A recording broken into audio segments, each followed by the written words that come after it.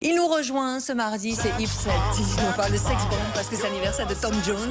Donc tout le monde est un petit peu une sex bomb dans le 6-8 ce matin, ça fait du bien. Il faut s'encourager, mais oui, tôt le matin.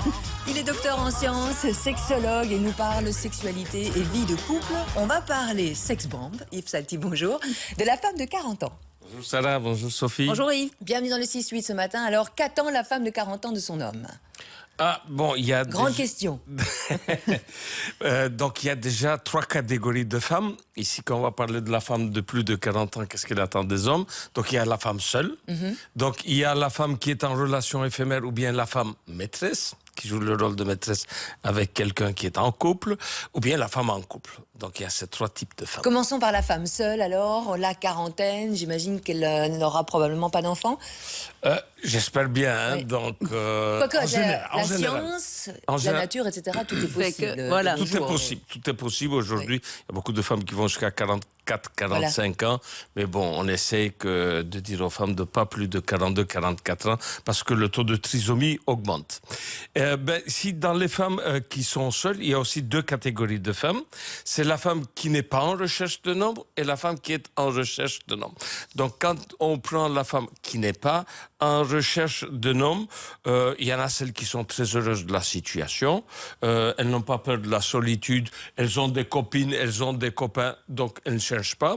Il y en a celles dans cette catégorie aussi qui ne cherchent pas parce que elles ont déjà vécu en couple, genre de se dire j'ai tout donné à un homme, je n'ai rien reçu en retour. Pour moi, c'est basta. Je ne veux plus Terminé. vivre. On peut les comprendre Terminé. aussi, On peut les oui. comprendre aussi. C'est terminé avec les hommes. Donc, il y a la femme qui est en recherche d'un homme, qui peut être malheureuse, qui se dit moi, je suis bien avec mes copines, mais je voudrais quand même avoir un homme. Quand je me promène dans le parc, j'aimerais bien me promener la main dans la main avec quelqu'un. Et puis me blottir le soir, etc., avoir Quand il quelqu'un fait qui parle froid, aussi quand hein, on se réveille. Sous la couette, évidemment, c'est une bonne chose. Il y a aussi la femme qui va se dire, certaines femmes, que je fais fuir les hommes. Pourquoi est-ce que je fais fuir les hommes? Et celles qui sont en permanence à la recherche du prince charmant. Qui existe, bien sûr. Qui existe toujours. Il est là, oui, voilà, il est tout au à fait. point de la rue, il va sortir. Donc d'où elle va pas s'investir dans la relation qu'elle est, parce qu'elle dit c'est On pas ne le sait bon, jamais, c'est on pas ne le sait bon, jamais. le bon il va venir. Mais revenons à la femme qui fait fuir les hommes, parce que je vois souvent des femmes en consultation qui fait Elles sont fuir. malheureuses de ça. Hein. Ah oui, elles se disent, docteur, dites-moi, pourquoi je fais fuir les hommes? Donc, je vais avoir aussi ici 2 catégories. Une première catégorie, elle fait fuir les hommes. C'est en fait des femmes qui sont en manque d'amour. Elles s'approchent des hommes, les hommes sentent ça en se disant, oui, qu'est-ce que c'est que ça? Donc, c'est une Doucement, femme, doucement. Tu me fais peur. qui est en manque, ça lui fait peur, en disant, comment est-ce que je vais m'en sortir, moi, avec une femme comme ça? Donc, qu'est-ce qu'il fait? Clac, clac, clac, il fuit. Ça, c'est une des catégories. Mais il y a une autre catégorie de femmes qui fait fuir les hommes, c'est la grande compétence sexuelle. Donc, la grande compétence sexuelle, c'est quoi? C'est la femme qui sait donner du plaisir, c'est la femme qui sait recevoir du plaisir, recevoir c'est ici, et c'est la femme qui sait prendre du plaisir qui est là. Donc, c'est celle qui, dans un Qui lit... s'assume totalement, qui est bien dans ses baskets, a priori, en tout cas, sous la couette. Sous la couette, Ouais. et c'est une affaire sous la couette. Donc ici aussi... Sex bomb, quoi. La sex La bomb. vraie, qui Donc, on existe. parle de Tom Oui. Jones, donc on parle de Tom Jones, Voilà. ça tombe bien. Mais attention à ces femmes-là aussi, on va donner un conseil. Attention, madame, parce que ce sont Ça ne des- dure qu'un temps. Non. Ah, pardon. Jalouse. C'est qu'est-ce qu'il faut faire la première fois dans le lit? Parce que ce sont des genres de femmes qui, déjà hors du lit, elles vont pousser l'homme vers le Elles vont mur. plaquer contre le mur, à la limite. Alors, C'est ça, clac. les porter. Oui. Ils vont les porter. Alors, clac, on le déshabille et on se penche vers le Enfin. bas. On dit, attention, madame, il faut jamais faire ça. Du moins, pas la première fois. Ça parce fait que peur. Ça fait peur. Il est à l'homme. castré, l'homme. Ah oui, Oui. il est castré, il va se dire, oui, quel type de femme, qu'est-ce que je vais Je faire? vais Pas assumer. pouvoir assumer. Est-ce que je vais assumer? Et alors là, patte, la débandade. Oui. Ah oui. Et Évidemment. là, pour le coup, c'est le mot. Oui, j'allais dire, c'est le cas de le dire. Donc ne montrez pas le grand jeu le premier jour. Vous ne savez pas s'il est compétent. Le compétent sexuel, il adore ça d'avoir une femme comme ça, qui a une affaire dans le lit, mais pas le compétent sexuel. Alors allez-y, mollo, donc ne montrez pas dès le premier jour votre compétence sexuelle. Prenons le cas de la femme en relation éphémère. Ou la maîtresse, si on peut dire. Ou la maîtresse. Bon, en fait, on se demande est-ce que c'est leur projet de vie. Ça, on n'en sait rien. Pour certaines, c'est le... C'est pas toujours un choix. C'est pas toujours... C'est le cœur, c'est l'amour, Voilà, on lit, on on peut veut pas partir, oui. mais on reste voilà, par amour. C'est pas toujours le choix, mais il y a certaines femmes, c'est leur choix, en fait, mais elles ne le savent pas. Donc, en fait, elles adorent la passion, elles adorent l'amour, et puis, donc, chaque fois, elles doivent changer quelqu'un, parce que la passion ne dure pas longtemps, 3 à 6 minutes, elles n'arrivent pas à passer à l'amour véritable. Donc, ce sont des femmes qui changent sans arrêt de partenaire pour vibrer, comme elles disent, parce qu'avec le mec qui est là depuis 6 mois, on ne vibre pas. On continue à parler de la femme de 40 ans en couple aussi. Qu'est-ce qu'elle attend de son homme finalement? On verra ça avec vous. On aborde la femme de 40 ans aussi avec pas mal de demandes. Est-ce qu'elle attend de son homme quand elle est dans une relation de couple? Donc oui, alors il y a la femme qui est heureuse et fidèle là-dedans, dans ce groupe-là. Est-ce que c'est la majorité? Ça, on va voir un peu après.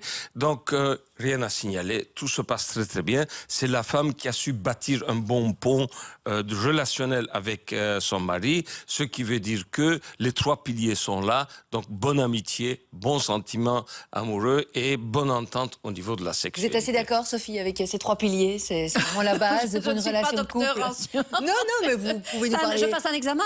Oui, je suis tout à fait d'accord. Je pense que c'est... Qu'est-ce qui était monté dans le cours? Je pense que c'est essentiel. Voilà. D'ailleurs, on l'a déjà dit, hein, Yves? On a déjà parlé des 3 piliers. Ouais, Hein. 18 sur 20, ok. Ah, ça va. pas mal, pas mal. Une grande 10 quand même. Pas du tout. Bah,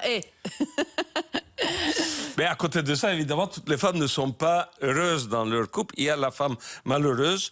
Alors, si on voit donc couple heureux, couple malheureux, donc comme j'ai dit, les couples heureux et les couples malheureux, je pense que c'est la norme. La norme, c'est les couples malheureux. Norme, c'est plus de la moitié. N'oubliez pas que 50... Malheureux, ça veut dire insatisfait aussi. Insatisfait. C'est pas qu'on porte le malheur sur Ouais. l'épaule. Non, oui, mais on appelle ça couple malheureux, insatisfait. N'oubliez pas que 55 à 60% des couples vont se séparer. Donc, ce qui va rester, les 45%, les 40-45% qui vont rester, il ne faut pas croire que tous sont heureux. Donc, il y aura, on estime qu'un tiers. Donc, si on prend pendant toute leur vie, on estime qu'il y a 15 à 20% seulement de gens qui sont dans un couple heureux. Alors, dans les couples malheureux, en général, ils sont frustrés, ils sont résignés, rien ne marche. Donc, ça ne veut pas dire qu'ils vont se séparer. Donc, ils vont rester ensemble. Pourquoi ils vont rester ensemble?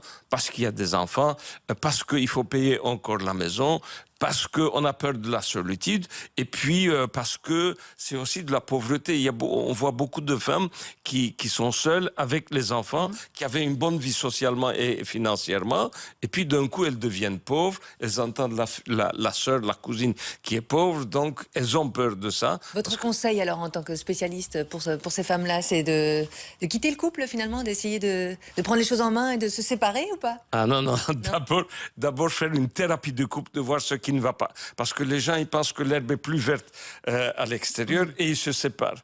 Donc, il y a une étude canadienne qui a été faite. Les premiers couples, le taux de séparation est 50%. Donc, les gens, ils vont refaire un couple. Deuxième couple, on va appeler. Quel est le taux de séparation du deuxième couple? C'est plus ou c'est moins? C'est moins parce qu'on apprend de ses Bah erreurs, oui, non? oui, J'imagine. ça doit être moins. Non, c'est plus?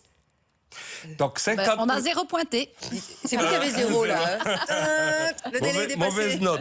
Premier couple, 50%. Deuxième couple, 74%. On n'apprend jamais, en fait. Hein. On n'apprend jamais. Non. N'étudiez pas pour les examens, on n'apprend jamais. Oh non, il y en a plein qui passent leur examen Non, parce aujourd'hui. qu'ils vont mettre encore la barre plus haut en disant maintenant je suis Ah, dans un d'accord. nouvel couple. Ça va marcher. Et troisième couple, donc 50, 100% alors. 74, 85% Enfin. de taux de choix. Donc dire aux gens, essayez d'arranger dans le couple dans lequel vous êtes. C'est horrible parce que ça veut dire qu'une fois qu'on se Renforcer les sépare... piliers du pont. Renforcer les piliers du Absolument, pont. absolument. Et c'est horrible parce que ça veut dire qu'une fois qu'on se sépare, on ne fait que se séparer après, on devient trop Ben oui. exigeant. On C'est devient ça que de ça veut plus dire. en plus exigeant. Les gens, ils pensent qu'ils vont diminuer, mais ils placent la barre encore plus haut. Un mot de conclusion, docteur, s'il vous plaît, aidez-nous. Donc, un mot de conclusion. En fait, toutes les femmes ne cherchent pas un homme. Il y a beaucoup de femmes qui sont très bien quand elles sont seules. Mais au jour d'aujourd'hui, la femme ne veut plus. C'est elle qui va placer un peu la barre trop haut. Elle veut plus vivre dans un couple malheureux. Donc, elle va essayer de tout faire pour vivre dans un couple heureux. Mais attention, celle qui cherche le prince charmant. Ouais. Le prince charmant, il n'est pas là. Il n'existe pas. Donc, ça, c'est une autre. C'est un peu lié à la quarantaine aussi, j'imagine, où on a élevé les enfants, etc. Ils sont partis, on a envie d'être pleinement satisfaite aussi, à tous les niveaux. Oui, mais on cherche le prince charmant qui n'existe pas. Donc, d'où frustration. Voilà. Et réponse là, Sachez-le, le prince charmant n'existe pas. Essayez d'arranger le couple dans lequel vous y êtes. Dans les Disney, elles ont toutes leurs façons. Bah oui, c'est zut, pas quoi. juste. Ah oui, Avec une malheureux. belle chevelure, un cheval. Et, Avec son épée. voilà. Même Pretty Woman, Venir elle a son nous prince aider. charmant. Le prince charmant devient d'un coup un crapaud. Alors on se rend compte que c'est un crapaud. Ça n'arrange pas les choses. À tout à l'heure, on vous retrouve avec Sylvie Honoré à 13h sur Vivacité. On est en pleine semaine du bio. N'oubliez pas de liker ici en dessous. Mettez aussi un commentaire. Dites-moi aussi ce que vous aimeriez qu'on traite comme sujet pour la prochaine fois, pour les prochaines fois. N'oubliez pas de vous abonner. Allez, ciao, à la semaine prochaine.